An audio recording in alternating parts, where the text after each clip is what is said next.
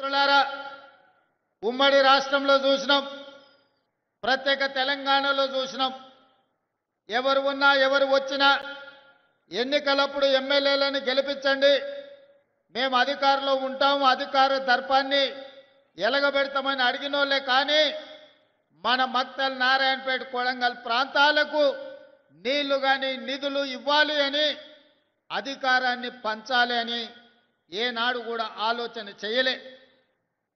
ఇవాళ 2023 డిసెంబర్ 7 తారీఖు నాడు ప్రజాప్రభుత్వం ఇందిరమ్మ పాలన అధికారాన్ని చేపట్టడానికి ఉమ్మడి పాలమూరు జిల్లా నుంచి మీరు ఆశీర్వదించి 12 మంది శాసనసభ్యులను నాకు తోడుగా అండగా నిలబడి అత్యంత సామాన్య కుటుంబాల నుంచి వచ్చిన వాళ్ళను మీరు ఎమ్మెల్యేలుగా హైదరాబాద్కు పంపించడం జరిగింది. 12 మంది సోదరులను ఒక బలగంగా, ఒక బంధువులుగా ఈ ప్రాంతం నుంచి మీరు నాకు అండగా నిలబడడానికి అందించడంతో తెలంగాణ రాష్ట్రానికి 2వ ముఖ్యమంత్రిగా ఈనాడు పార్టీ ప్రజలు ఆశీర్వదిస్తే, ఆనాడు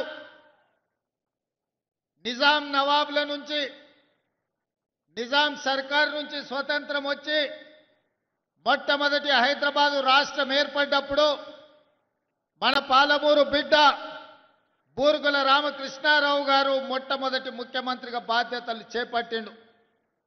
ఆనాటి నుంచి ఈనాటి వరకు 75 సంవత్సరాలలో మన పాలమూరు జిల్లాకు మళ్ళీ ముఖ్యమంత్రి అవకాశం రాలే. ఎవరు ఈ ప్రాంతానికి మంత్రులైనా ఆ ముఖ్యమంత్రుల చెప్పు చేతల్లో కట్టు బానిసలుగా కొనసాగడం వల్ల మన జిల్లా అభివృద్ధి కార్యక్రమాలు జరగలేదు. వలసలు వెళ్ళే ఈ జిల్లా తట్ట పని, పార పని, మట్టి పని కోసం ఇతర రాష్ట్రాలు, ఇతర దేశాలకు బ్రతకడానికి వలస వెళుతున్న మన కష్టాలను, మన కన్నీళ్లను తీర్చడానికి ఎవరు బాధ్యత తీసుకోలే. అందుకే ఈనాడు ఈ పాలమూరు జిల్లా చైతన్యమై మీరందరూ కలిసికట్టుగా ఈ ప్రాంతం నుంచి 12 మంది శాసనసభ్యులను ఎన్నుకొని నిండు మనసుతో ఆశీర్వదించడంతో ఈనాడు తెలంగాణ రాష్ట్రానికి నాయకత్వం వహించి తెలంగాణ రాష్ట్రానికి 2వ ముఖ్యమంత్రిగా ఈ పాలమూరు బిడ్డ, ఒక రైతు బిడ్డ, మీ సోదరుడు, మీతో పాటే ఉండి మీతో పాటే పెరిగి ఒక జడ్పీటీసీగా, ఎమ్మెల్సీగా, ఎమ్మెల్యేగా, ఎంపీగా, కాంగ్రెస్ పార్టీ అధ్యక్షుడిగా ఈనాడు తెలంగాణ రాష్ట్ర ముఖ్యమంత్రిగా మీ ముందు నిలబడ్డాడంటే మీరు నిండు మనసుతో ఆశీర్వదించి, పాలమూరు గడ్డ ప్రేమిస్తే ప్రాణం ఇస్తుంది, మోసగిస్తే పాతాళానికి తొక్కుతుంది అని నిరూపించరు.